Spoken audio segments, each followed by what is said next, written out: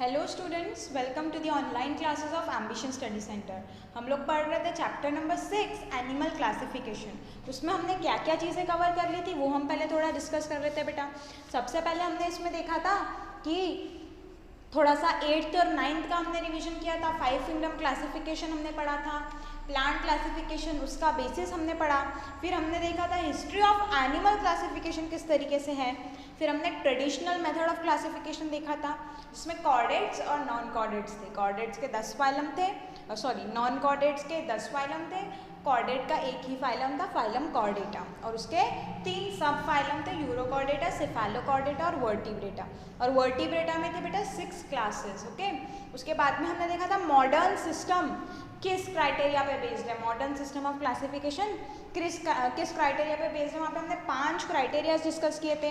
First was body organisation, फिर body symmetry, फिर germ layers, फिर बॉडी कैविटी और फिर सेगमेंटेशन। ऐसे हमने 5 क्राइटेरियाज देखे थे जिसके बेसिस पे हम सारे के सारे एनिमल्स को डिवाइड कर सकते हैं, क्लासीफाई कर सकते हैं। और फिर हमने धीरे धीरे हर एक फाइलम की डिटेल स्टडी करना स्टार्ट की थी। तो उसमें से हमने लास्ट लेक्चर तक नॉन कॉर्डेट्स के सारे फाइलम हेमिकॉर्डेटा तक हमने पढ़ लिया था। और हमने वहाँ पे बोला था कि हेमिकॉर्डेटा जो है वो कनेक्टिंग लिंक है बिटवीन वर्टिब्रेट्स एंड इनवर्टिब्रेट्स, क्योंकि हेमिकॉर्डेटा में जो सिर्फ प्रोबोस्किस वाला रीजन होता है वहाँ पे सिर्फ नोटोकॉर्ड होती है। इसका मतलब वो कॉर्डेट्स और नॉन कॉर्डेट्स के दोनों के कैरेक्टरिस्टिक्स बता रहा है, जो दोनों ग्रुप के कैरेक्टरिस्टिक्स बता रहा है, उसी को हम बोलते थे कनेक्टिंग लिंक बेटा।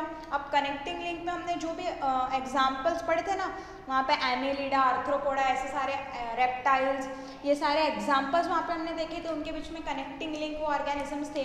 तो अब अगर आप इस चैप्टर में वो सारे फाइलम्स पढ़ लो तो वो भी चीज़ बेटा आपको अच्छे से क्लियर हो जाएंगे। जब हमने पढ़ा था तब हमको नहीं पता था एनेलिडा, आर्थ्रोपोडा क्या होता है ना, इसीलिए अभी जब हम ये चीज़ पढ़ रहे हैं उसके बाद में जाके आप एक बार वो कनेक्टिंग लिंक वाला जो है चैप्टर नंबर 1 में evidences of evolution connecting link, वो वाला आप थोड़ा सा रिवाइज कर लेना तो आपको और अच्छे से क्लियर हो जाएंगे बट ओके। सो हमने फाइलम हेमिकॉर्डेटा तक पूरे फाइलम्स की स्टडी कर ली थी। आपको किस तरीके से पढ़ना है वो भी मैंने बताया था। आई होप आज आप हेमिकॉर्डेटा तक पूरा पढ़ के प्रैक्टिस करके लर्न करके आए हो अच्छे से। ओके, अब हम आगे का देखते हैं। हम चालू करेंगे बेटा। Now we will start phylum Chordata. अब हम पढ़ेंगे phylum Chordata. Okay, so phylum Chordata की हमने बेसिक कैरेक्टरिस्टिक्स पहले ही पढ़ ली थी।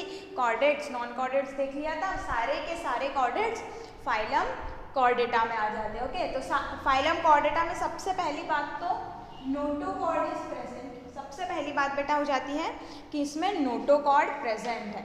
Notochord is present, first point, during at least any developmental stage. मतलब इसमें एटलीस्ट वो जब ऑर्गेनिज्म की, वो हम एनिमल की अगर डेवलपमेंट की बात करते हैं तो एटलीस्ट कोई ना कोई डेवलपमेंट के स्टेज में, चाहे वो शुरुआत का डेवलपमेंटल स्टेज हो या बाद का डेवलपमेंटल स्टेज हो, कोई ना कोई स्टेज में उसमें नोटोकॉर्ड प्रेजेंट होना चाहिए, तभी हम उस एनिमल को फाइलम कॉर्डेटा में डाल सकते हैं बेटा, है ना। सबसे पहला ही पॉइंट क्या है, नोटोकॉर्ड इज प्रेजेंट एटलीस्ट, यानी कम से कम एक डेवलपमेंटल स्टेज में तो भी प्रेजेंट होनी चाहिए नोटोकॉर्ड। फिर उसके बाद में फेरिंजियल गिल स्लिट्स, अगर वो मैराइन है, ठीक है, तो फेरिंजियल गिल स्लिट्स या लंग्स उसमें प्रेजेंट होनी चाहिए। अगेन कोई तो भी डेवलपमेंटल स्टेज में उसमें गिल स्लिट्स या फेरिंजियल गिल स्लिट्स प्रेजेंट होनी चाहिए। ओके, अब थर्ड पॉइंट, उसमें होनी चाहिए बेटा सिंगल ट्यूबुलर स्पाइनल कॉर्ड। उसमें एक ट्यूबुलर मतलब ट्यूब लाइक स्पाइनल कॉर्ड होनी चाहिए। स्पाइनल कॉर्ड होती है ना जो हमारी वर्टिब्रल कॉलम के अंदर में स्पाइनल कॉर्ड होती है, ब्रेन से नीचे में स्पाइनल कॉर्ड कंटिन्यू होती है। हमने पढ़ा है ना कंट्रोल एंड कोऑर्डिनेशन चैप्टर वाले में, ब्रेन का स्ट्रक्चर, स्पाइनल कॉर्ड का स्ट्रक्चर। ओके, सो वो जो स्पाइनल कॉर्ड है वो प्रेजेंट होनी चाहिए। एक स्पाइनल कॉर्ड और से ट्यूबुलर होती है, ट्यूब लाइक होती है, जिसमें किससे बनी होती है, वो नर्व से, न्यूरॉन से बनी होती है, ठीक है। और कौन से साइड पे, अगेन डॉर्सल। डॉर्सल मतलब बैक साइड, पीछे वाले साइड में स्पाइनल कॉर्ड होनी चाहिए। फिर उसके बाद में हार्ट होना चाहिए। कौन से साइड पे बेटा, heart is present on the ventral side, front side पे हार्ट होना चाहिए। ओके बेटा, heart should be present on the ventral side. All chordates come under single phylum Chordata. जैसे कि हमने नॉन कॉर्डेट्स की बात की थी तो हमने वहाँ उसको 10 फाइलम में डिवाइड किया था, पॉरीफेरा से लेके पॉरीफेरा के पहले भी वहाँ पे अगर हम ट्रेडिशनल वाला मेथड देखें तो वहाँ पे था बेटा प्रोटोजोआ, है ना, प्रोटोजोआ से लेके हमने हेमीकॉर्डेटा तक 10 फाइलम में उसको डिवाइड किया था। लेकिन अगर हम कॉर्डेट्स की बात करते हैं जिनमें नोटोकॉर्ड प्रेजेंट है तो उन सभी को हमने सिर्फ एक सिंगल फाइलम में रखा है, वो फाइलम है कॉर्डेटा। हाँ, लेकिन फाइलम कॉर्डेटा को हमने 3 इसमें डिवाइड किया है, 3 सब फाइलम में आगे में डिवाइड किया है उसको, ठीक है, डिवाइडेड इन 3 सब फाइलम में। फाइलम तो एक ही है, सारे के सारे कॉर्डेट्स जिसमें नोटोकॉर्ड प्रेजेंट है, जिसमें ये सारे फीचर्स देखने को मिल रहे हैं, वो सारे के सारे एनिमल्स आ जाएंगे फाइलम कॉर्डेटा में। और इस फाइलम कॉर्डेटा को हमने 3 सब फाइलम में डिवाइड किया बेटा। एक है आपका यूरोकॉर्डेटा, दूसरा है आपका सिफेलोकॉर्डेटा और तीसरा है आपका वर्टिब्रेटा। अब हमको एक एक चीज़ को यहाँ पे अच्छे से पढ़ना है। तो सबसे पहले हम पढ़ते हैं सब फाइलम। अभी हम पढ़ रहे हैं सब phylum. Phylum Chordata, phylum Chordata का पहला सब फाइलम है, उसको 3 इसमें डिवाइड किया है। इसमें से पहला सब फाइलम है फाइलम यूरोकॉर्डेटा। पहला सब फाइलम कौन सा है?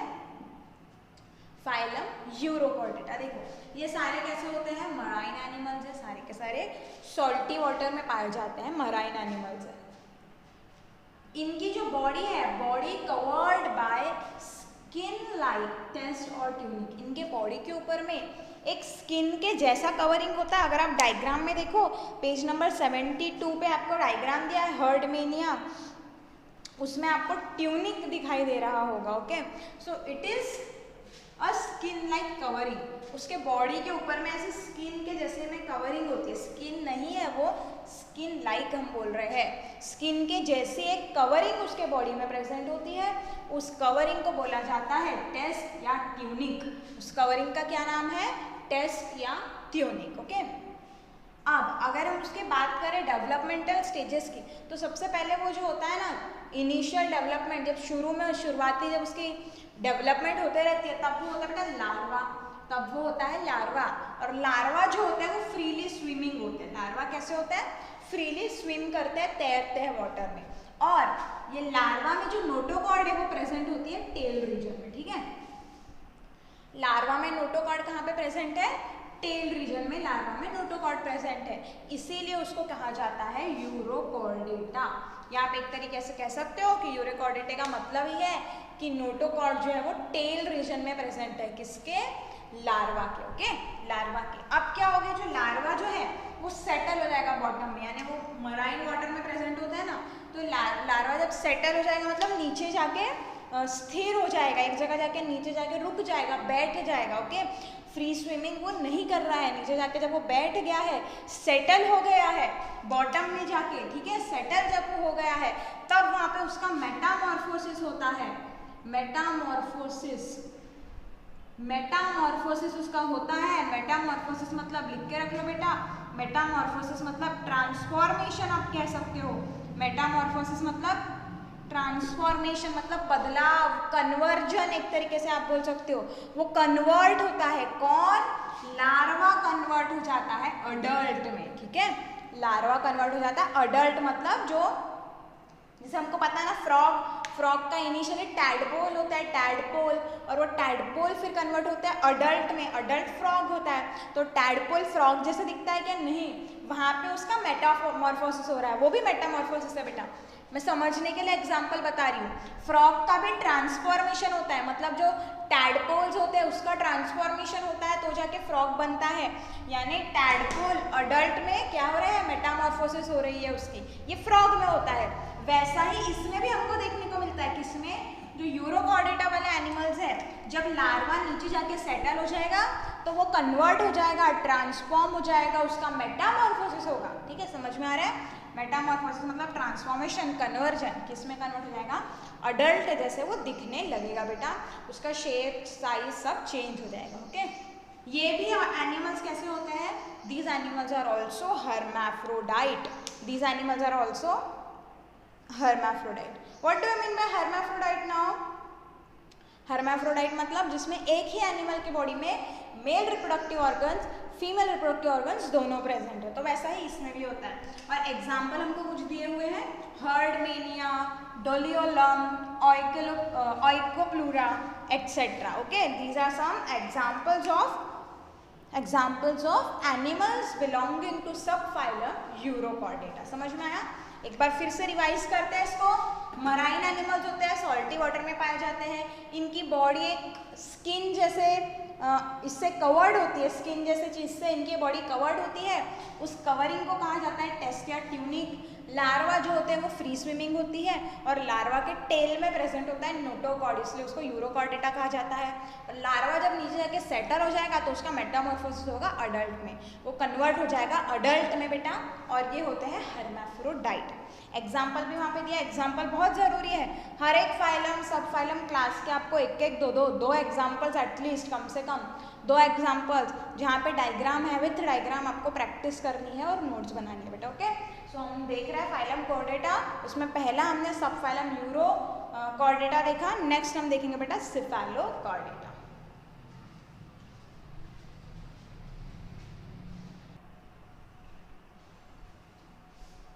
अब पढ़ते बेटा नेक्स्ट सब फाइलम, वो है बेटा सब फाइलम सिफेलोकॉर्डेटा। क्या है? सब फाइलम सिफेलोकॉर्डेटा। उसकी कैरेक्टरिस्टिक्स देखते हैं। इसमें जो ऑर्गेनिजम्स पाए जाते हैं वो होते हैं जनरली स्मॉल, छोटे होते हैं साइज में। फिश लाइक, फिशेस नहीं है वो, फिश लाइक, फिश जैसे दिखाई देते हैं। ठीक है, फिश के जैसे होते हैं, फिशेस नहीं है। फिश आ जाती है बेटा वर्टिब्रेटा में, आगे हम पढ़ने वाले हैं। और मराइन एनिमल्स है, कैसे? मराइन, स्मॉल और फिश लाइक, देखने में आपको फिश के जैसे दिखाई देंगे बट फिशेस वो नहीं है।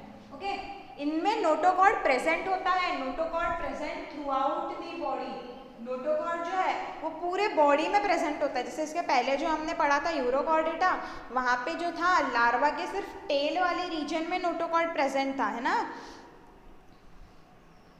लेकिन यहाँ पे थ्रू आउट द बॉडी के लेंथ है ना, पूरे बॉडी में नोटोकॉर्ड प्रेजेंट होगा। इनका जो फैरिंग्स होता है ना ऑर्गन, वो होता है बहुत लार्ज। फैरिंग्स is very large. हमने अगर रेस्पिरेटरी सिस्टम पढ़ा होगा तो हमने वहाँ देखा है फैरिंग्स, लैरिंग्स, ट्रकिया ऐसे ऑर्गन्स होते हैं। तो जो फैरिंग्स है इनमें बहुत बड़ा होता है और फैरिंग्स में प्रेजेंट होती है गिल स्लिट्स, जिसके थ्रू वो रेस्पिरेशन करते हैं ना। ऑब्वियसली मराइन एनिमल्स हैं तो रेस्पिरेशन के लिए उनको लगेंगे बेटा गिल स्लिट्स। ओके, और ये होते हैं यूनिसेक्सुअल। ये कैसे होते हैं? ये होते हैं यूनिसेक्सुअल। एग्जाम्पल है एम्फिऑक्सिस। एग्जाम्पल इसका दिया हुआ है एम्फिऑक्सिस, और आपको पेज नंबर 72 पे डायग्राम भी दिया है। It is not possible for me कि मैं हर एक फाइलम का डायग्राम यहाँ बोर्ड पे बनाऊँ, है ना, तो डायग्राम हमको टेक्स्ट बुक से देखते चलना है बेटा। डायग्राम आपको दिया है पेज नंबर 72 पे। अगर वहाँ आप देखोगे डायग्राम फिगर 6.21, तो वो जो एनिमल है वो फिश के जैसे दिखाई दे रहा है। उसमें फैरिंजियल गिल स्लिट्स आपको दिखेंगी, नोटोकॉर्ड, नर्व कॉर्ड, मसल्स उसमें कुछ प्रेजेंट है, गोनाड्स, इंटेस्टाइन, ऐसे ऐसे ऑर्गन्स भी वहाँ पे प्रेजेंट है बेटा। ओके, गोनाड्स मतलब जो रिप्रोडक्टिव ऑर्गन्स है वो, एनस फॉर एक्सक्रेशन, इस तरीके से उसका फिश जैसा डायग्राम होता है। Okay, amphioxus. नेक्स्ट हम देखेंगे सब फाइलम वर्टिब्रेटा। सब फाइलम वर्टिब्रेटा, या उसको कहते हैं क्रेनिएटा, क्रेनिएटा भी कहते हैं। ओके, नोटोकॉर्ड सबसे इंपॉर्टेंट पॉइंट, इसका सबसे इंपॉर्टेंट पॉइंट है notochord is replaced by vertebral column. यानी अब जो नोटोकॉर्ड जैसा स्ट्रक्चर था जो उनके बॉडी को सपोर्ट करता था, वर्टिब्रेटा में नोटोकॉर्ड नहीं होता है। नोटोकॉर्ड की जगह प्रेजेंट होता है बेटा वर्टिब्रल कॉलम, जिसको हम रीढ़ की हड्डी कहते हैं ना। हर वर्टिब्रेट्स जो है, जो सारे वर्टिब्रेट्स हैं उनमें बॉडी को सपोर्ट करता है ना वर्टिब्रल कॉलम, रीढ़ की हड्डी, जिसके वजह से ही वो मूव कर पाते हैं, बॉडी उनके सपोर्टेड रहती है। सो नोटोकॉर्ड इनमें प्रेजेंट नहीं होगा। नोटोकॉर्ड कन्वर्ट हो चुका है, नोटोकॉर्ड रिप्लेस हो चुका है। नोटोकॉर्ड के जगह यहाँ पे प्रेजेंट है क्या? वर्टिब्रल कॉलम, इसीलिए इनका नाम पड़ गया है वर्टिब्रेटा। ओके, इनका जो हेड है, जो सिर होता है, हेड जो होता है वो वेल डेवलप्ड होता है, अच्छे से डेवलप हुआ होता है। ब्रेन जो है प्रोटेक्टेड बाय क्रेनियम। याद करो थोड़ा सा, सीएनएस नीचे में, स्पाइनल कॉर्ड के ऊपर में जो कवरिंग होती है उसको हम कहते हैं वर्टिब्रल कॉलम, और ब्रेन जिसमें कवर्ड होता है उसको हम कहते हैं क्रेनियम, स्कल, है ना, स्कल, वो बोन को स्कल कहते हैं, यानी क्रेनियम, क्रेनियम इसीलिए उसका नाम पड़ा क्रेनिएटा, क्रेनियम की वजह से, या वर्टिब्रल कॉलम की वजह से वर्टिब्रेटा। समझ में आ रहा है? ब्रेन जो है वो बोन के अंदर में होता है ना, बोन होती है उसके अंदर में इस तरीके से बोन ब्रेन होता है, तो ये हमारा क्रेनियम। एंडोस्केलेटन, बॉडी के अंदर में जो स्केलेटन है उसको बोलेंगे एंडोस्केलेटन, है ना। वर्टिब्रेटा जो है उसमें एंडोस्केलेटन प्रेजेंट होता है, बॉडी के अंदर में स्केलेटन होता है जो क्या करता है, बॉडी को सपोर्ट प्रोवाइड करता है। जैसे हमको पता है ना ह्यूमन बींग्स में जो हड्डियों का ढांचा है उसको हम स्केलेटन बोलते हैं। ये सारी चीज़ें आई होप आप लोगों को पता है स्केलेटन वगैरह, इसलिए मैं उतना डिस्कस नहीं कर रही हूँ। ये स्केलेटन बना हुआ होता है कार्टिलेज का, ये भी हम देख चुके हैं, कनेक्टिव टिश्यू है, या फिर बोन का, बोन भी एक कनेक्टिव टिश्यू है, बोन या कार्टिलेज का बना हुआ होता है स्केलेटन। एंडोस्केलेटन मतलब बॉडी के अंदर प्रेजेंट है। लेकिन देखो इसमें भी जो कुछ कुछ कॉर्डेट्स होते हैं ना, कुछ कुछ कॉर्डेट्स होते हैं जॉलेस। ना व्हाट इज जॉ? जॉ क्या है? जॉ मतलब ये जो हमारे माउथ में प्रेजेंट होता है ना, जिससे हमारा माउथ बना होता है, ये लोअर जॉ, अपर जॉ होता है माउथ में, जिसको हम हिंदी में जबड़ा या ऐसा कुछ भी कहते हैं बेटा। लोअर जॉ, अपर जॉ होता है जिसमें हमारे टिप्स वगैरह प्रेजेंट होते हैं। तो जिसमें जॉ प्रेजेंट हो सकता है या किसी में जॉ प्रेजेंट नहीं भी हो सकता है। जिसमें ऐसे कॉर्डेट जिसमें जॉ प्रेजेंट नहीं है उनको बोलते हैं अग्नाथा, उनको बोलते हैं अग्नाथा। और जिसमें जॉ है, विथ जॉ जो है, उनको बोलते हैं ग्नाथोस्टोमाटा, उनको बोलते हैं ग्नाथोस्टोमाटा। जिसमें जॉ नहीं है अग्नाथा, जिसमें जॉ है ग्नाथोस्टोमाटा। समझ में आ गया?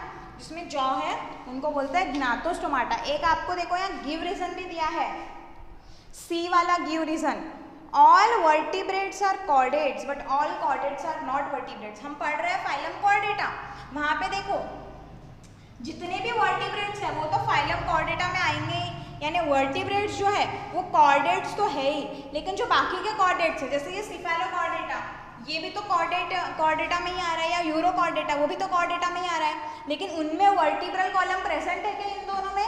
नहीं। तो क्या हम कह सकते हैं कि सारे कॉर्डेट्स वर्टिब्रेट्स होते हैं? नो, सारे कॉर्डेट्स वर्टिब्रेट्स नहीं होते हैं, लेकिन जो वर्टिब्रेट है वो कॉर्डेट होगा ही बेटा। ओके, समझ में आया? तो ये हो गया उसका एक्सप्लेनेशन।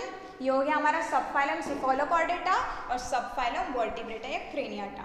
अभी हम आगे बढ़ते हैं।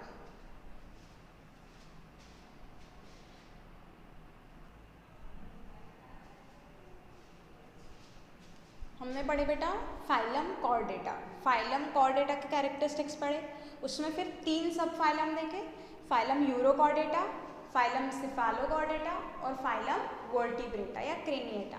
ठीक है, फिर हमने देखा कि जो सारे के सारे वर्टिब्रेट्स होते हैं वो कॉर्डेट्स होते हैं, क्योंकि वर्टिब्रेट्स में जो नोटोकॉर्ड है वो कन्वर्ट हो जाती है वर्टिब्रल कॉलम में। लेकिन हम सारे ही कॉर्डेट्स को वर्टिब्रेट्स नहीं कह सकते, सारे वर्टिब्रेट्स को हम कॉर्डेट्स कह सकते हैं, लेकिन सारे कॉर्डेट्स को हम वर्टिब्रेट्स नहीं कह सकते, क्योंकि हमने देखा जो सिफेलोकॉर्डेटा या यूरोकॉर्डेटा है वो भी बेटा कॉर्डेट्स में ही आते हैं, लेकिन उनमें वर्टिब्रल कॉलम प्रेजेंट नहीं है, तो हम उनको वर्टिब्रेट्स कह सकते हैं क्या? नहीं, सारे कॉर्डेट्स को हम वर्टिब्रेट्स नहीं कह सकते। हाँ, लेकिन अगर वो वर्टिब्रेट है तो वो कॉर्डेट जरूर है बेटा, क्योंकि वो नोटोकॉर्ड की जगह वहाँ पे वर्टिब्रल कॉलम है। ओके, फिर हम देखें, हमने पहले ही क्लासिफिकेशन में देखा था कि जो वर्टिब्रेट्स है सब फाइलम वर्टिब्रेटा या सब फाइलम क्रेनिएटा, उसको फर्दर 6 क्लासेस में डिवाइड किया गया है ना, 6 क्लासेस में हमने उसको डिवाइड किया है। वो हर एक क्लास को अभी हमको अच्छे से पढ़ना है बेटा। तो सबसे पहला क्लास आ जाता है, सबसे पहला क्लास आ जाता है क्लास साइक्लोस्टोमाटा। पहला क्लास क्या है? Class Cyclostomata. इनका जो बॉडी होता है, इनके बॉडी में जो माउथ है, दैट माउथ इज जॉलेस। थोड़ी देर पहले मैंने बताया जॉ मतलब जो ये हमारा लोअर जॉ अपर जॉ होता है जिससे मिलके हमारा माउथ बनता है, ये जॉस, ये जो हड्डियाँ होती है ना उन्हीं को जॉस कहते हैं। वो जॉस उसमें प्रेजेंट नहीं है, जॉ लेस है, यानी किस में आ गया वो? अग्नाथा या अग्नाथोस्टोमाटा। जॉ लेस है मतलब किस में आ गया? अग्नाथा में वो आ गया। ओके, और माउथ के जगह वहाँ पे, जॉस के जगह वहाँ पे क्या प्रेजेंट होता है? सकर। दिख रहा है आपको यहाँ पे ऐसे सकर, ये राउंड सकर दिख रहा है। सकर मतलब क्या? जो ब्लड सक करने के काम में आएगा, ऐसे ऑर्गन को हम कहते हैं सकर, वो स्टिक हो जाता है और ब्लड सक करता है। ठीक है, तो वहाँ पे जॉस नहीं है, जॉस की जगह पे वहाँ पे सकर्स प्रेजेंट है बेटा, okay, suckers are there. Skin इनकी होती है सॉफ्ट, स्किन कैसी एकदम सॉफ्ट है, और नो स्केल्स, बॉडी के ऊपर में, स्किन के ऊपर में स्केल्स नहीं है। स्केल्स मतलब देखो फिश के बॉडी के ऊपर में ऐसे स्केल्स प्रेजेंट होते हैं ना, स्केली उसकी स्किन होती है, समझ में आ रहा है, जिसको हम एक्सोस्केलेटन भी बोलते हैं, आगे हम देखेंगे। तो ऐसे स्केल्स इसके बॉडी पे दिख रहे हैं क्या? नो, इसके बॉडी पे स्केल प्रेजेंट नहीं होते। समझ में आ गया? स्केल्स क्या होते हैं? ऐसे स्ट्रक्चर्स प्रेजेंट होते हैं फिश के बॉडी के ऊपर में, हल्के से चुभते भी है बेटा वो, है ना। सो ऐसे स्केल्स इसके बॉडी पे प्रेजेंट नहीं होते हैं, no scales are there. Then it has paired appendages, sorry it does not have paired appendages, paired appendages are absent। appendages मतलब मैंने पहले ही बता दिया था, पहले ही हम देख चुके थे किसमें, आर्थ्रोपॉड्स में हमने देखा था, उसमें जॉइंटेड अपेंडेजेस होते हैं, तब मैंने अपेंडेजेस का मतलब बताया था। अपेंडेजेस मतलब हैंड्स, लेग्स, ये जो भी बाहर में प्रोजेक्शन निकलता है बॉडी के, उसको बोला जाता है बेटा अपेंडेजेस, हैंड लेग जैसे ऑर्गन। तो इसमें पेयर्ड अपेंडेजेस, पेयर्ड में या अपेंडेजेस होते ही नहीं है, या पेयर्ड अपेंडेजेस नहीं होते हैं, paired appendages are absent, okay. फिर इनके बॉडी में एंडोस्केलेटन होता है जो बॉडी को सपोर्ट करके रखता है, ठीक है। एंडोस्केलेटन किसका बना है? कार्टिलेज का बना है, इसलिए उसको कहा जाता है कार्टिलेजिनस एंडोस्केलेटन। क्या बोलेंगे उसको? कार्टिलेजिनस एंडोस्केलेटन, क्योंकि जो एंडोस्केलेटन है इसके बॉडी के अंदर में जो सपोर्टिंग स्ट्रक्चर है वो बना हुआ है कार्टिलेज का, okay. And this animal is an ectoparasite. ये भी पहले डिस्कस कर चुके हैं। पैरासाइट मतलब जो होस्ट के बॉडी पे रहता है और उसका ब्लड सक करके न्यूट्रिशन प्रोवाइड कर लेता है खुद, इसलिए देखा हमने इसके पास सकर भी है, क्योंकि ये कैसा है? पैरासाइट है। उसमें भी ये बॉडी के अंदर प्रेजेंट नहीं होता है, होस्ट के बॉडी के ऊपर प्रेजेंट होता है, बाहर होता है, इसलिए वो हो जाएगा बेटा एक्टोपैरासाइट, वो आ जाएगा हमारा एक्टोपैरासाइट में, ओके। एग्जाम्पल है Petromyzon, Myxine, Petromyzon, Myxine etcetera. I know examples के नाम थोड़े टफ है, लेकिन हमको बार बार प्रैक्टिस करके लर्न कर लेना है बेटा, क्योंकि एग्जाम्पल बहुत ज़रूरी है। जब आप इस चैप्टर के आगे में एक्सरसाइज देखोगे तो वहाँ पे एग्जाम्पल से बहुत क्वेश्चन बनते हैं, वो आपको डायरेक्टली बोलेगा ये कैरेक्टरिस्टिक्स किसकी है, वहाँ आपको क्लास का नाम नहीं देगा, वहाँ आपको फाइलम या सब फाइलम का नाम नहीं देगा, वहाँ आपको वो अंदर के एग्जाम्पल्स जो एनिमल्स जो है उनका नाम देगा, बोलेगा कि वो अगर उसने पूछ लिया कि jawless mouth with suckers is present in, तो ऑप्शन में वहाँ आपको शायद साइक्लोस्टोमाटा ना दिखे, लेकिन वहाँ ऑप्शन में होगा माइक्सिन, रोहू, इस तरीके से अलग अलग वो 4 एग्जाम्पल दे देगा। तो आपको एग्जाम्पल्स बहुत अच्छे से याद रखना है कि कौन से क्लास में, फाइलम में या सब फाइलम में कौन सा एग्जाम्पल आता है बेटा, ओके। और डायग्राम के साथ भी। तो ये हो गया हमारा क्लास साइक्लोस्टोमाटा।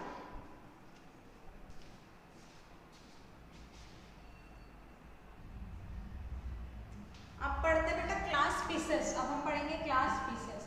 पीसेस में आ जाती है फिश, ठीक है, फिशेस आ जाती है पीसेस में, ओके। पीसेस, फिशेस थोड़ा सा सेम साउंड कर रहा है, वैसे भी आप याद रख सकते हो। सबसे पहले देखना पड़ेगा इसकी सबसे पहली कैरेक्टरिस्टिक है कोल्ड ब्लडेड, ये होती है कोल्ड ब्लडेड। तो हमको सबसे पहले समझना पड़ेगा बेटा कि ये कोल्ड ब्लडेड और वार्म ब्लडेड होता क्या है। हम बहुत बार सुनते आए हैं कि जो ह्यूमन बींग्स है वो वार्म ब्लडेड एनिमल है, गर्म खून वाले इंसान है, ऐसा वगैरह हमने बहुत बार सुना है। So what is this warm blooded and cold blooded, that we need to understand first, okay. So सबसे पहले मुझे बताओ आप लोग, ह्यूमन बींग्स का जो बॉडी टेम्परेचर है ना, ह्यूमन बींग्स का जो बॉडी टेम्परेचर है, क्या वो बदलते हुए इन्वायरमेंटल कंडीशंस के साथ में बदलता रहता है क्या? अभी समर में टेम्परेचर 45-50 डिग्रीज तक पहुंच जाता है, तो क्या ह्यूमन के बॉडी का टेम्परेचर भी 50 डिग्री तक पहुंच जाता है क्या? या ठंडी में जब टेम्परेचर बहुत कम हो जाता है, कहीं कहीं पे तो माइनस में या 3-4 डिग्रीज तक चला जाता है, तो क्या हमारे बॉडी का टेम्परेचर भी उतना कम हो जाता है क्या?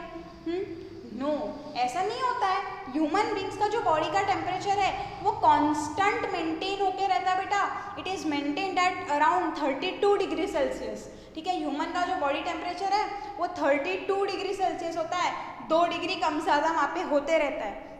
यानी बाहर में 50 डिग्री हो या बाहर में -4 डिग्री टेम्परेचर हो, ह्यूमन बींग के बॉडी का टेम्परेचर उतना बना हुआ रहता है।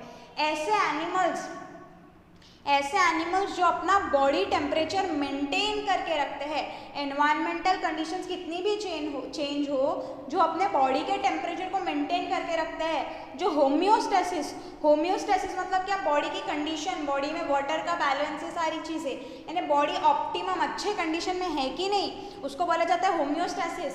या वो सब चीज़ें भूल जाओ, सिंपली जो अपने बॉडी के टेम्परेचर को मेंटेन करके रखता है उसको बोला जाता है वार्म ब्लडेड एनिमल्स, या उसको बोलते हैं दूसरा एक और नाम आपकी बुक में दिया है, कोल्ड ब्लडेड को बोलता है पोइकिलोथर्म्स, और वार्म ब्लडेड को बोलेंगे होम्योथर्म्स। ठीक है, होम्योथर्म्स मतलब जो अपने बॉडी का टेम्परेचर मेंटेन करके रखते हैं। लेकिन जैसे फिशेस हो गए या रेप्टाइल्स हो गए बेटा, तो वो अपने बॉडी का टेम्परेचर उतना मेंटेन करके नहीं रखते, उनका बॉडी का टेम्परेचर एनवायरनमेंट के साथ कम ज़्यादा होता रहता है, उनका बॉडी का टेम्परेचर एनवायरनमेंट के साथ कम ज़्यादा होता रहता है, इसीलिए उनको बोला जाता है कोल्ड ब्लडेड एनिमल्स। अभी समझ में आ रहा है, या उसी का दूसरा नाम है पोइकिलोथर्म्स। ठीक है, कोल्ड ब्लडेड एनिमल्स या पोइकिलोथर्म्स। मतलब अभी बताओ, कोल्ड ब्लडेड एनिमल्स मतलब जिनके बॉडी का टेम्परेचर एकदम स्ट्रिक्टली मेंटेन होकर नहीं रहता है, एनवायरनमेंट के साथ साथ उनके बॉडी का टेम्परेचर कम या ज़्यादा हो सकता है, उनको बोलते हैं कोल्ड ब्लडेड एनिमल्स या पोइकिलोथर्म्स। तो फिशेस कैसी होती है, कोल्ड ब्लडेड एनिमल्स होती है। अगर वहाँ का पानी ठंडा है तो उनका बॉडी का टेम्परेचर भी कम हो जाएगा बेटा। ओके, फिर ये होती है एक्वाटिक, ऑब्वियसली पानी में रहती है ना, पानी के हम वो फिश की तो पोएम ही सुनी है हमने, मछली जल की रानी है ना।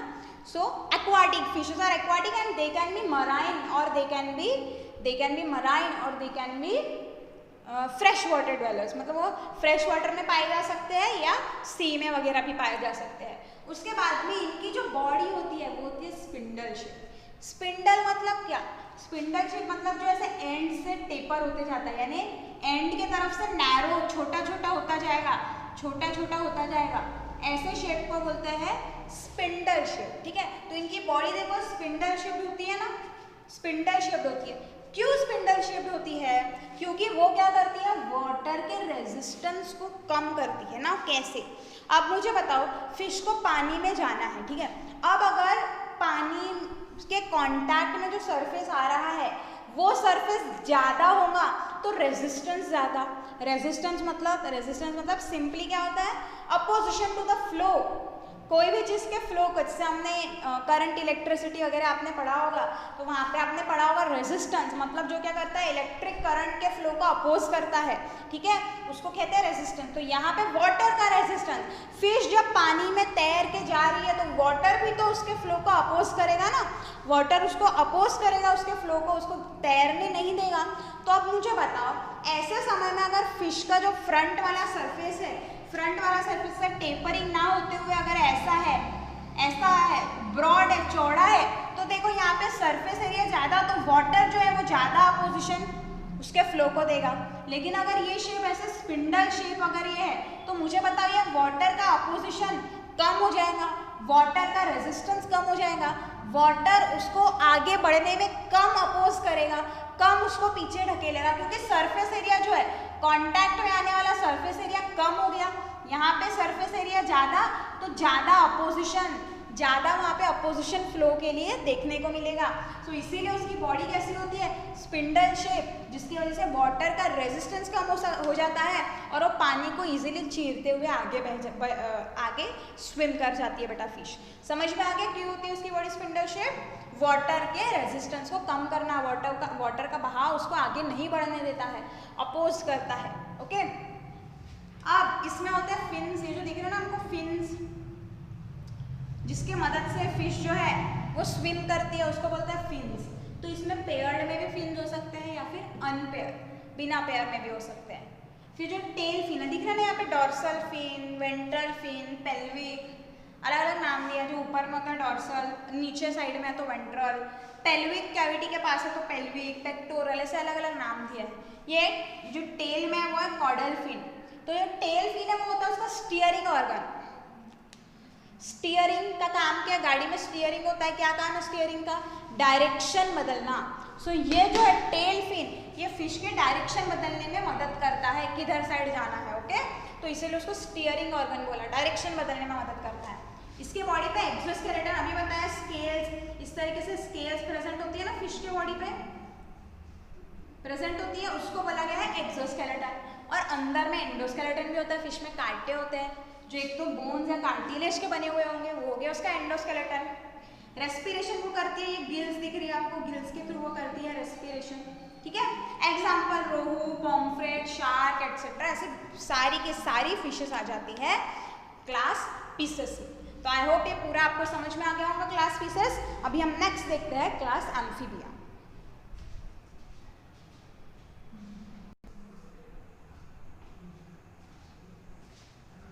अभी देखते बेटे नेक्स्ट क्लास, वो है class amphibia. Next class is class amphibia. हमको एम्फीबियंस के बारे में पता है, वी नो एम्फीबियंस। एम्फीबियंस मतलब ऐसे एनिमल्स जो वाटर और लैंड दोनों पे रहते हैं, उनको बोलता है एम्फीबियंस। वो आ जाते हैं क्लास एम्फीबिया में, ओके। तो जब अगर हम देखें कि इनकी जो लार्वल लाइफ है, जो लार्वा वाला स्टेज होता है, इनिशियली जब वो लार्वा होता है, तो जो लार्वा है it is strictly aquatic. Larva कैसा है? स्ट्रिक्टली एक्वाटिक, मतलब वो लैंड पे नहीं रह सकता है बेटा, वो सिर्फ और सिर्फ पानी में रहता है। और पानी में जब वो रहता है तो सिर्फ वो एक्वाटिक रेस्पिरेशन करता है, पानी में ही रेस्पिरेशन करता है। लेकिन जब ये लार्वा अडल्ट एनिमल में कन्वर्ट हो जाता है, अडल्ट एनिमल में जब वो कन्वर्ट हो जाता है तो वो वाटर और लैंड दोनों पे रह सकता है। वाटर में रहेगा तो करेगा बेटा वो एक्वाटिक रेस्पिरेशन, और जब वो लैंड पे प्रेजेंट होगा तो वो परफॉर्म करेगा एरियल रेस्पिरेशन, यानी हवा में रेस्पिरेशन को परफॉर्म करेगा, okay. So the larva is strictly aquatic, larva सिर्फ पानी में रह सकता है, लार्वा लैंड पे नहीं रहेगा। But when the larva gets converted into an adult animal, at that time that adult animal can live in water as well as in land। तो वो एरियल रेस्पिरेशन या फिर हम कहेंगे एक्वाटिक रेस्पिरेशन दोनों परफॉर्म कर सकता है। इनके पास में 2 पेयर्स ऑफ अपेंडिजेस होते हैं, मतलब लाइक लेग्स एंड हैंड्स, जैसे 2 पेयर्स इनके पास में प्रेजेंट होते हैं। आपको डायग्राम भी दिया है फ्रॉग और टोड का, ओके। फ्रॉग है ना पानी में भी रहता है, लैंड पे भी रहता है, तो वो एम्फीबियन में आ जाता है। अब इनके पास में होता है डिजिट्स विदाउट क्लॉज। तो सबसे पहले हमको डिजिट्स और क्लॉज ये होता क्या है ये समझना पड़ेगा बेटा। डिजिट्स मतलब, डिजिट्स का मतलब समझ लो जो फिंगर्स या टोज वगैरह होते हैं ना, उसको कहते हैं डिजिट्स। यानी कोई कोई एनिमल्स में आपको इस तरीके से फिंगर्स जैसे दिखाई देंगे तो उसको बोलते हैं बेटा डिजिट्स।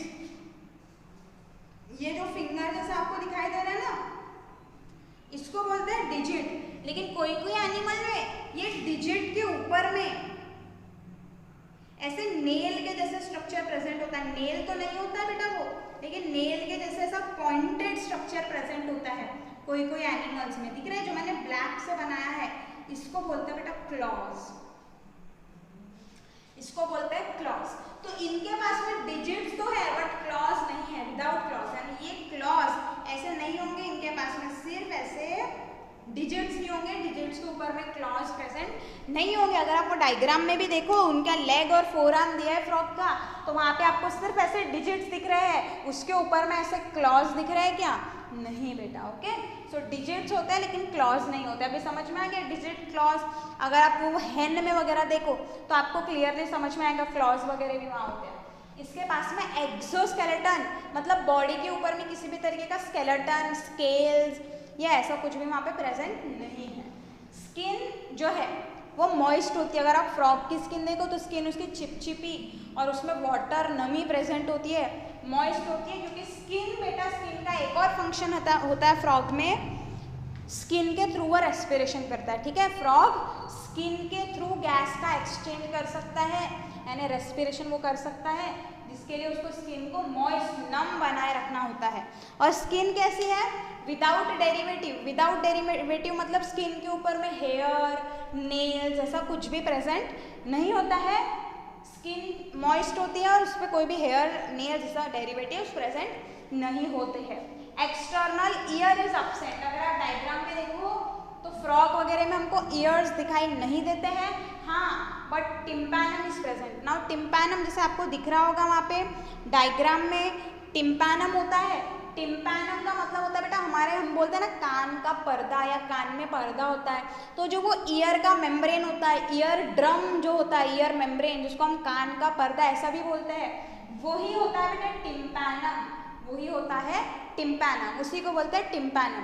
तो उसमें एक्सटर्नल ईयर मतलब ऐसा पूरे ईयर्स तो प्रेजेंट नहीं होते हैं, लेकिन टिम्पैनम, ईयर मेम्ब्रेन, कान का पर्दा प्रेजेंट है। ओके, नेक इज एब्सेंट, नेक वहाँ पे आपको दिख रही नहीं है। डायरेक्ट ट्रंक, ट्रंक मतलब जो बीच वाला बॉडी का हिस्सा होता है उसको कहते हैं बेटा ट्रंक, तो इनके पास में ट्रंक है, नेक नहीं है और डायरेक्टली हेड है। Okay, prominent I with eyelids, यानी अच्छी आई भी है इनके पास, आई पूरी डेवलप्ड है, और आईलिड्स मतलब जो पलके होती है ना, आईलिड्स जिसको हम कहते हैं, वो भी उनके पास में प्रेजेंट है। ओके, सो ये हो गया एम्फीबिया।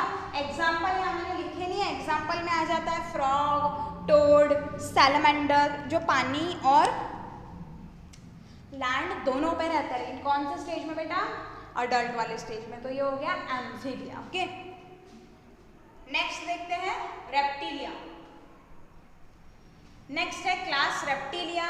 क्लास रेप्टिलिया में जो एनिमल्स आते हैं वो है फर्स्ट ट्रू टेरेस्ट्रियल एनिमल, यानी रेप्टिलिया फर्स्ट ट्रू टेरेस्ट्रियल। अगर हम इवोल्यूशन के पॉइंट ऑफ व्यू से देखें तो ये पहले एनिमल है जो टेरेस्ट्रियल है, मतलब जो लैंड पे सिर्फ और सिर्फ लैंड पे रहते हैं, और क्रीपिंग मतलब ऐसे रेंगने वाला मोशन, चलते नहीं है वो रेंगते हैं, क्रॉल करते हैं, उसको बोलते हैं बेटा क्रीपिंग मूवमेंट वो शो करते हैं। ओके, ये भी कैसे है, कोल्ड ब्लडेड है, कोल्ड ब्लडेड यानी बॉडी का टेम्परेचर मेंटेन होके नहीं रहता है, कोल्ड ब्लडेड मतलब ही।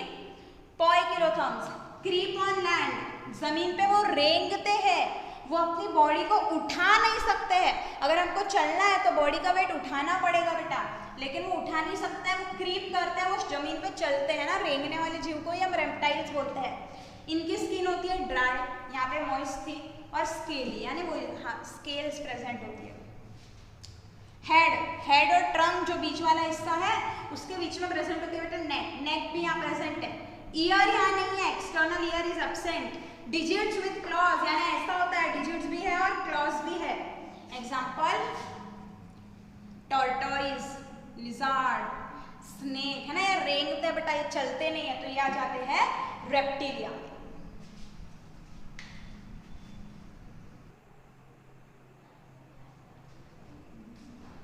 अब देखते बेटा क्लास एव्स।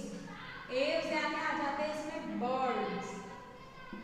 एव्स मतलब इसमें आ जाते बेटा बर्ड्स। ओके, अब देखो these are adapted completely for aerial life, मतलब हवा में रहने के लिए इनके बॉडी अडेप्ट हो चुकी है। बॉडी ने बहुत सारे मॉडिफिकेशंस वहाँ पे शो किए हैं जिसके वजह से वो हवा में उड़ सकते हैं। ओके, और ये होता है वार्म ब्लडेड, मतलब बॉडी टेम्परेचर बनाए रखता है, कांस्टेंट मेंटेन करके ये रखते हैं अपना बॉडी टेम्परेचर। इनकी भी जो बॉडी है वो बॉडी होती है स्पिंडल शेप। बॉडी कैसी है, स्पिंडल शेप, जैसे हमने फिश में देखा था। देखो बर्ड्स की बॉडी भी नैरो हो जाती है, नैरो हो जाती है, ऐसी ब्रॉड नहीं रहती है, एंड से नैरो छोटी छोटी हो जाती है। क्यों, क्योंकि उनको एयर रेजिस्टेंस, उड़ेंगे जब वो तो हवा भी तो अपोज करेंगी ना, जैसे पानी अपोज कर रहा था फिश को, वैसे बर्ड्स को हवा अपोज करेंगे उड़ने में। तो इसीलिए अगर बॉडी उनकी स्पिंडल शेप है, बॉडी नैरो है, तो हवा के कांटेक्ट में आने वाला सरफेस छोटा हो जाता है, जिसके वजह से रेजिस्टेंस कम हो जाएगा और वो उड़ इजीली पाएंगे हवा में। ओके, उनके जो फोर लिम्स है यानी सामने वाले जो लिम्स होते हैं, हाथ जिसको हम बोलते हैं, वो कन्वर्ट हो जाते हैं विंग्स में। उनको फोर लिम्स नहीं होते, उनके फोर लिम्स कन्वर्ट हो गए हैं किसमें, विंग्स में, पंख में। जो डिजिट्स उनमें प्रेजेंट होते हैं ना, डिजिट्स हमने देखा ऐसे डिजिट्स जो होते हैं, वो डिजिट्स जो है वो कवर्ड होते हैं स्केल्स, यानी स्केल्स मतलब ऐसे छोटे छोटे ये प्रेजेंट होता है ना, उस पर स्केल्स प्रेजेंट होती है। स्केल्स मतलब ऐसे प्लेट, हॉर्नी वगैरह, हॉर्न्स की बनी हुई थोड़ी सी जैसे फिश के ऊपर में प्रेजेंट होती है, वैसे स्केल्स यहाँ प्रेजेंट होती है। और क्लॉज भी है, यानी इसको ऐसे क्लॉज भी यहाँ पे प्रेजेंट होते हैं बर्ड्स को, ठीक है, क्लॉज भी प्रेजेंट रहेंगे, आप डायग्राम में भी देख सकते हो। फेदर, फेदर जो है वो उनका एक्सोस्केलेटन है, एक्सोस्केलेटन में आ जाता है फेदर। और नेक भी प्रेजेंट होती है उनको बिटवीन हेड, और ट्रंक मतलब जो बीच वाला मिडल वाला हिस्सा है, धड़ जिसको हम कहते हैं, उसको कहा जाता है पहले ट्रंक। ओके, और हेड, उसके बीच में नेक भी प्रेजेंट होती है। You can see in the diagram there is head, और जो मिडल पोर्शन है उसको बोलेंगे ट्रंक। कोई भी एनिमल का मिडल पोर्शन है उसको हम ट्रंक ही बोलते हैं। जॉज, जॉज मतलब जो लोअर जॉ अपर जॉ होता है, ऐसा प्रेजेंट है क्या बर्ड में, नहीं, वो जॉज कन्वर्ट हो गए बीक में। बीक मतलब ये जो चोंच होती है ना, इस तरीके से बीक प्रेजेंट होता है, बीक ये फेस, ये अगर बर्ड है इस तरीके से तो ऐसा बीक होता है ना उसमें, तो ये जो जॉज है, जॉज कन्वर्ट हो जाते हैं बीक में, चोच जिसको हम कहते हैं बर्ड्स में, ओके। और सारे बर्ड्स इसमें पिकॉक, पैरेट, पेंगुइन, सारे बर्ड्स आ जाएंगे कौन से क्लास में, क्लास एव्स या क्लास बर्ड्स, ये होगी उसकी कैरेक्टरिस्टिक्स, ओके। इंपॉर्टेंट क्या है, बॉडी स्पिंडल शेप का है, 4 लिंब विंग्स में कन्वर्ट हो गए हैं, डिजिट्स के ऊपर में स्केल्स होती है और क्लॉज भी होते हैं, फेदर का एक्सोस्केलेटन है, नेक भी प्रेजेंट है और जॉज कन्वर्ट हो गए हैं बीक में, ओके। अब देखेंगे क्लास मैमेलिया। क्लास मैमेलिया ये लास्ट क्लास है हमारे वर्टिब्रेटा सबफाइलम का। इनकी स्पेशल कैरेक्टरिस्टिक्स होती है, इनके पास में मैमरी ग्लैंड्स प्रेजेंट होती है जिसके मदद से वो अपने यंग वंस को, अपने चाइल्ड को फीड करते हैं बेटा, मैमरी ग्लैंड्स होती है। ये भी होते हैं वार्म ब्लडेड, अपना टेम्परेचर मेंटेन करके रखते हैं बॉडी का। इनकी बॉडी जो है वो हेड, नेक या मिडल पोर्शन यानी ट्रंक और टेल ऐसे हिस्सों में डिवाइड होती है क्लियरली। इनके पास में डिजिट्स होते हैं और डिजिट्स मतलब फिंगर्स वगैरह, और उसके बाद में डिजिट्स के ऊपर में क्लॉज हो सकते हैं इस तरीके से, नेल्स हो सकते हैं जैसे ह्यूमन बींग्स में होता है, हूव्स। हूव्स मतलब बेटा अगर आप हॉर्स वगैरह का पैर देखो तो उनके पैर में ऐसा प्रेजेंट होता है, नीचे में बॉटम में ऐसा सॉलिड प्रेजेंट होता है, सॉलिड स्ट्रक्चर होता है ऐसा राउंडेड, है ना। हॉर्स के पैर में अगर आप देखो नीचे में तो उसी को कहा जाता है बेटा हूव्स, उसको कहते हैं हूव्स, ओके। सो क्लॉज हो सकते हैं ऐसे, या नेल्स हो सकते हैं, या हूव्स हो सकते हैं। हेयर प्रेजेंट होता है इनके ऊपर में, या फर प्रेजेंट होता है, कुछ कुछ एनिमल में फर होते हैं, फर जैसे बियर्ड्स वगैरह में फर होते हैं, ओके। सो ये एक्सोस्केलेटन होता है हेयर या फर का बना। इसमें आ जाएंगे बेटा ह्यूमन बींग्स, एलिफेंट्स, डॉल्फिन्स जिनके पास में मैमरी ग्लैंड प्रेजेंट होती है। अभी आपको लग रहा होगा मैम डॉल्फिन तो पानी में रहती है तो एक्वाटिक फिश के जैसी दिखती है, तो फिश में क्यों नहीं आएगी मैम, वो पीसेस में क्यों नहीं आएगी? सो द रीज़न इज हमको सिर्फ ये नहीं देखना है कि वो कहाँ पाए जाते हैं, हमको उनके कैरेक्टरिस्टिक्स देखना है। जब आप डॉल्फिन के कैरेक्टरिस्टिक्स देखोगे तो वो हवा में जब ऊपर में आती है ना, तब वो हवा में रेस्पिरेशन करती है, पानी में रेस्पिरेशन नहीं करती है। फिर उनके पास में मैमरी ग्लैंड्स है, वो वार्म ब्लडेड है, इस वजह से उनको हमने रखा है मैमेलिया में, ओके, या मैमरी ग्लैंड्स उनके पास में है, ओके। तो यहाँ पे हमने पूरा क्लासिफिकेशन पढ़ लिया बेटा। अभी हम कुछ 1-2 छोटे क्वेश्चन डिस्कस करते हैं।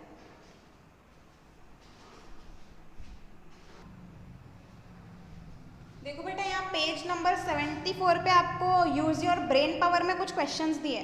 आपको बोला है एनिमल्स लाइक घड़ियाल एंड क्रोकोडाइल, ये जो ये पानी में भी रहते हैं और लैंड पे भी रहते हैं, तो ये एम्फीबियंस में आएंगे या रेप्टाइल में आएंगे बेटा? तो जैसे हमने देखा डॉल्फिन तो हमको एक फिश के जैसे दिखाई देती है बेटा, लेकिन वो पीसेस में नहीं आ रही है, वो मैमल्स में आ रही है। क्यों? क्योंकि उसकी कैरेक्टरिस्टिक्स पूरी की पूरी मैमल जैसी है, पीसेस जैसी नहीं है। तो जब हम देखेंगे किसकी, अगर हम देखते हैं क्रोकोडाइल और घड़ियाल, इसकी कैरेक्टरिस्टिक्स, तो ये भले ही पानी और लैंड दोनों पे रहते हैं, लेकिन सिर्फ वो कहाँ पाए जाते हैं उसके बेसिस पे हमने क्लासीफाई किया है क्या? नहीं, हमने कैरेक्टरिस्टिक्स के बेसिस पे क्लासीफाई किया है। तो जब हम कैरेक्टरिस्टिक्स इनकी देखते हैं तो हमको कैरेक्टरिस्टिक्स इनकी ऐसे दिखाई देंगी जो पूरी की पूरी रेप्टाइल से मैच करती है। इनकी स्किन ड्राई होती है, स्केल्स होती है इनकी स्किन पे, लेकिन एम्फीबियंस में वैसा होता है कि उनकी मॉइस्ट स्किन होती है, सॉफ्ट होती है, ऐसा यहाँ पे नहीं है। तो अगर आप कैरेक्टरिस्टिक्स अच्छे से देखो तो आपको पता चलेगा कि वो रेप्टाइल्स में आएंगे, क्लास रेप्टिलिया में आएंगे। समझ में आ रहा है? आपको कैरेक्टरिस्टिक्स उनकी पढ़नी है, आप ऊपर से देख के नहीं बता सकते हो कि वो कौन से क्लास में आएगा बेटा। सेम बोला है उन्होंने, वेल और वॉलरस ये पीसेस में आएगा या मैमेलिया में आएगा? सो वेल आ जाती है बेटा आपकी, किस में आएगी whale and walrus, whether they are included in Pisces और Mammalia. Whale and walrus are included in बेटा मैमेलिया। वेल और वॉलरस आ जाते हैं आपके मैमेलिया वाले इसमें। वाई? बिकॉज उनमें मैमल्स की पूरी कैरेक्टरिस्टिक है, मैमरी ग्लैंड उनके पास में प्रेजेंट होती है, एरियल रेस्पिरेशन वो करते हैं। सो ये पूरी कैरेक्टरिस्टिक्स के वजह से वो जो है वो आ जाता है बेटा under class Mammalia and not under class pieces. समझ में आ गया? भले ही वो फिश के जैसे दिखते हैं बट वो आ जाएंगे किसमें? मैमल्स में। वो होता है मैमल्स। सबसे बड़ी लार्जेस्ट मैमल है वेल, है ना, बहुत बड़ी मैमल होती है वेल जो वाटर में प्रेजेंट होती है, लेकिन है क्या वो? मैमल है। फिश पीसेस में वो नहीं आती है क्योंकि उसकी कैरेक्टरिस्टिक्स पूरी मैमल्स से मैच कर रही है, ओके। फिर आपको देखो page number 75 answer in brief में एक क्वेश्चन दिया है, give classification of shark up to class. अगर आपको ऐसा क्वेश्चन आता है कि कि give classification of shark up to class, इस तरीके से आपको आता है क्लासिफिकेशन करने के लिए, तो आपको ऐसे क्वेश्चंस में क्या करना है वो मैं बता देती हूँ। क्लासिफिकेशन में सबसे पहले आपको लिखना बेटा उसका किंगडम। तो किंगडम क्या आ जाता है, किंगडम आ जाएगा बेटा एनिमेलिया, किंगडम पढ़ रहे हैं हम एनिमेलिया। फिर किंगडम के बाद हमको क्या लिखना है, फाइलम, किंगडम के बाद लिखना है फाइलम। फाइलम क्या है, शार्क का, शार्क ही पूछा है ना, यस, शार्क का फाइलम हो जाता है कॉर्डेटा, शार्क का फाइलम हो जाता है कॉर्डेटा। फिर इसमें और सब फाइलम आते हैं क्या, यस, कॉर्डेटा में सब फाइलम भी प्रेजेंट है। तो शार्क कौन से सब फाइलम में आएगी, शार्क आएगी सब फाइलम वर्टिब्रेटा या क्रेनियाटा में आ जाएगी, वो वर्टिब्रेटा या क्रेनियाटा में आ जाएंगी। और हमको पता है कि वर्टिब्रेटा और क्रेनियाटा को और आगे क्लासेस में डिवाइड किया है, तो हमको उसका क्लास भी लिखना है, क्योंकि क्वेश्चन में ही बोला है शार्क का क्लासिफिकेशन अप टू क्लास। तो शार्क आ जाती है क्लास, कौन से क्लास में, पीसेस में। कौन से क्लास में आ जाती है बेटा, वो पीसेस में आ जाती है। और अगर वहीं पे आपको डॉल्फिन बोल दिया होता तो डॉल्फिन आपकी क्लास पीसेस में नहीं आती थी, डॉल्फिन आपकी आ जाती थी बेटा मैमेलिया में, या फॉर दैट मैटर अगर आपको वेल भी बोल देता था तो भी आ जाती थी आपके मैमेलिया में। तो आपको अच्छे से याद रखना है, ऐसे वो किसी का भी क्लासिफिकेशन दे सकता है, वॉल लिजर्ड का क्लासिफिकेशन या पेट्रोमाइजन, आपको नोट्स में एग्जाम्पल मिल जाएंगे। तो एक क्लासिफिकेशन आपको ध्यान में रखना है, क्लासिफिकेशन बोला तो सबसे पहले किंगडम, किंगडम के बाद में उसका फाइलम क्या है, फिर वो फाइलम में अगर और सब फाइलम है तो कौन सा सब फाइलम, अगर वर्टिब्रेटा है तो उसमें भी 6 क्लासेस है, उसमें भी वो कौन से क्लास में आती है, ये पूरा जब आप लिखोगे तब आपको 1 मार्क 2 मार्क जितना भी है वो मिलेगा, ठीक है, क्लासिफिकेशन लिखने के लिए। और कुछ कुछ क्वेश्चंस बनेंगे क्लासिफिकेशन के साथ में कैरेक्टरिस्टिक भी देनी है। तो आप बोलोगे मैम हमने तो शार्क को अकेले पढ़ा ही नहीं है, शार्क के तो हमने क्लासिफिकेशन या कैरेक्टरिस्टिक्स हमने देखी ही नहीं है बेटा, ऐसा नहीं होगा बेटा। आपको क्या करना है, कैरेक्टरिस्टिक्स आपको उस क्लास की या उस फाइलम की लिखना है जिसमें वो आ रही है। तो क्लास क्या हो गया इसका, पीसेस, तो वेल सॉरी हम शार्क पढ़ रहे हैं ना, शार्क है ना क्वेश्चन, यस। तो अगर हम शार्क का क्लासिफिकेशन लिख रहे हैं, अगर आपको बोला शार्क की कैरेक्टरिस्टिक्स भी बताओ तो वो आ रही है पीसेस में, तो ऑब्वियसली जब वो पीसेस में आ रही है तो उसके सारी की सारी कैरेक्टरिस्टिक्स कैसी होंगी, पीसेस वाली होंगी। और कुछ उसमें अलग कैरेक्टरिस्टिक्स, कुछ अलग पॉइंट भी हो सकते हैं, तो इस तरीके से आपको पीसेस की कैरेक्टरिस्टिक वहाँ पे लिखनी है। अगर आपको बोला कॉकरोच का क्लासिफिकेशन बताओ तो आपको उससे चालू करना पड़ेगा, किंगडम, एनिमेलिया और कॉकरोच, फाइलम कौन सा इसमें आ जाता है, आर्थ्रोपोडा, उसमें कोई सब फाइलम है क्या, नहीं, या कहीं क्लास भी नहीं है, तो वहीं पर वो रुक जाएगा। और अगर उसे कैरेक्टरिस्टिक बोली तो कैरेक्टरिस्टिक आपको पूरी आर्थ्रोपोड्स वाली वहाँ पे लिखनी है। तो इस तरीके से आपके क्वेश्चंस बनेंगे। फिर यहाँ पे बहुत सारे आपको आइडेंटिफाई मी या MCQs वगैरह दिए हैं, तो आपको पूरे चैप्टर के नोट्स अच्छे से टेक्स्ट बुक से तैयार करने हैं, एग्जाम्पल्स अच्छे से याद करने हैं बेटा, हर एक एग्जाम्पल आपको अच्छे से याद करना है, डायग्राम अच्छे से याद करना है, क्योंकि एग्जाम्पल्स पे पूरा खेल है, यहाँ पे एग्जाम्पल्स पे ही खेल है। आपको एग्जाम्पल के बेसिस पे बहुत क्वेश्चन मिलेंगे। अगर आपको पता ही नहीं है वेल किसका एग्जाम्पल है, आपको पता ही नहीं कि शार्क पीसेस में आती है, आपको ये एग्जाम्पल ही याद नहीं है, तो आप क्या क्लासिफिकेशन और क्या कैरेक्टरिस्टिक वहाँ पे लिख पाओगे। तो आपको अच्छे से नोट्स बना लेना है, पूरी एक्सरसाइज अपने कॉपी में सॉल्व कर लेनी है। भाई हमारा चैप्टर पूरा कंप्लीट हो गया है, पहले हमने बेसिक पूरा देखा, क्राइटेरिया देखा, जनरल क्लासिफिकेशन देखा, फिर उसके बाद में हमने हर एक फाइलम, सब फाइलम और क्लास को डिस्कस किया है। ये पूरा पढ़ने के होने के बाद में अगर आपको कहीं दिक्कत है तो आप पूछ सकते हो फ़ोन करके, या किसी भी तरीके से आप पूछ सकते हो बेटा, कमेंट करके या कुछ भी करके आप पूछ सकते हो। उसके बाद में आपको नोट्स पूरे तैयार करने हैं, एक्सरसाइज सॉल्व करनी है बेटा, प्रिपेयर कर लेना है। जैसे ही हमारा ये चैप्टर आज खत्म किया है तो आपका टारगेट है कि आपको आज ही ये चैप्टर प्रिपेयर कर लेना है। आप 15 दिन बाद, 1 महीने बाद, 2 महीने बाद अगर इस चैप्टर को हाथ लगाते हो तो बहुत बड़ी दिक्कत वहाँ पे आपके लिए खड़ी हो जाएंगी। आपको कुछ चीज़ें प्रॉपरली याद नहीं रहेंगी, समझ में नहीं आएंगी, फिर आपको लगेगा अरे पोइकिलोथर्म्स क्या होता है, ये सारी चीज़ें। तो उससे बेटर है कि आप अभी के अभी प्रिपेयर कर लो। बड़ा चैप्टर है, बहुत सारे क्वेश्चन इस पे आएंगे, वेटेज भी ज़्यादा है, तो अगर आप प्रिपेयर कर लो तो आपके उतने मार्क्स पक्के हो जाएंगे बेटा। ओके, सो आई होप आपको पूरा चैप्टर अच्छे से समझ में आया होगा, नोट्स भी आप अच्छे से तैयार कर लेंगे और ये चैप्टर को प्रिपेयर भी कर लेंगे। ओके, सो आज का लेक्चर हम यहीं पे ख़त्म करते हैं। Thank you.